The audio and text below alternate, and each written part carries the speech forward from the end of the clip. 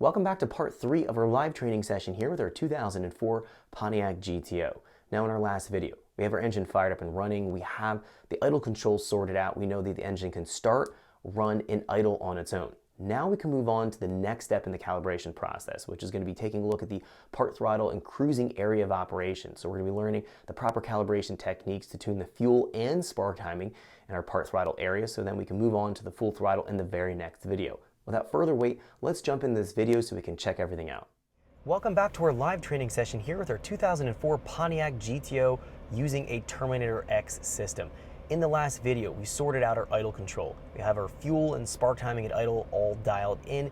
We have our cranking enrichment and our post-start enrichment also dialed in. The engine's able to fire up and hold its own idle. That's the very first step in the process of doing our tuning. Now the next thing we need to do is worry about our part throttle area in driving and calibration. So we're going to be learning how to calibrate our fuel table using some techniques I'm going to be showing you here. We're going to start to introduce the Learn Table feature, which is the long-term fuel trim here in the Holley. We can use that to help build out the table. We can have essentially a hands-free approach to doing our tuning, but there's some specific things that we need to know with that in order to make sure it's functioning and it's working properly. So what we're going to do here is first fire up the engine, and we're going to be focusing our efforts on tuning the very, very light load area of the table, which is going to be this area down here. So we can see our area essentially right here. So from roughly 25, 30 kPa and below in engine vacuum. So this is going to be the lowest vacuum portion. Normally we would hit this on deceleration or very light throttle or on-off throttle type of driving. In this situation, I can't hit those areas very easily on the dyno. I could do it when I'm driving off the dyno, but for right now, we can actually check it just in place and get an idea how far we're off in our fuel trim. So that's the first thing we're going to be taking a look at here, of just going in and essentially free revving and bringing our engine into this lower load range and checking what our closed loop operation is doing, how much it's taking fuel out by. Depending on what it's showing us, we're going to alter our table and start to update that. Then we're going to be turning on our Learn Table values, starting to do that learn as we start to drive and populate out our vacuum area of driving, which is essentially going to be here roughly 70 kPa and below here within our table. So this is going to be where we spend most of our time when we're driving. Our full throttle area of operation is going to be here from essentially 77 kPa and higher. This is going to be what we segment for full throttle, wide open throttle tuning, and wide open throttle high load operation.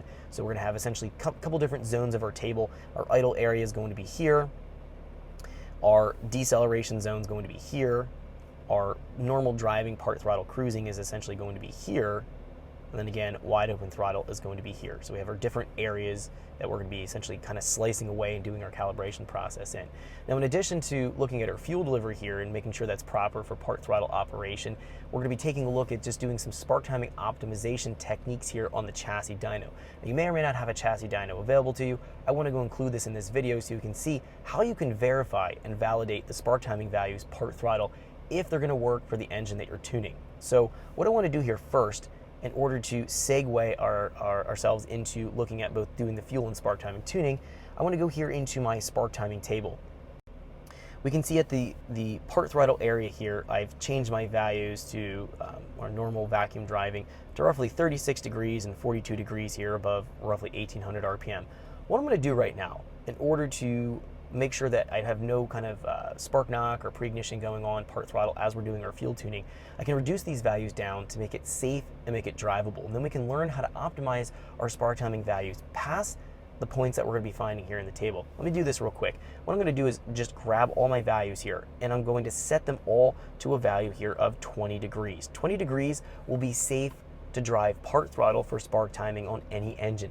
It's also enough spark timing to produce a decent amount of engine torque, though it may not be where you want to have your actual torque production at. You might not be at maximum brake torque, which is going to be the threshold of timing, giving us the timing amount in the table, giving us the maximum peak torque value out of the engine. That's what we'd like to find.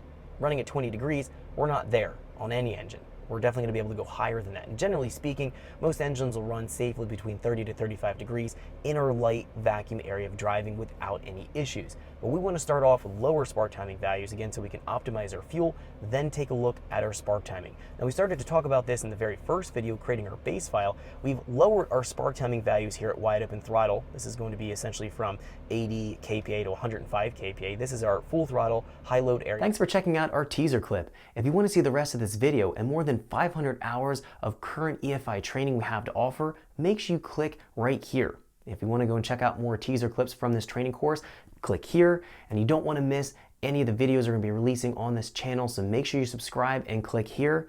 Thanks for watching, and I'll see you guys later.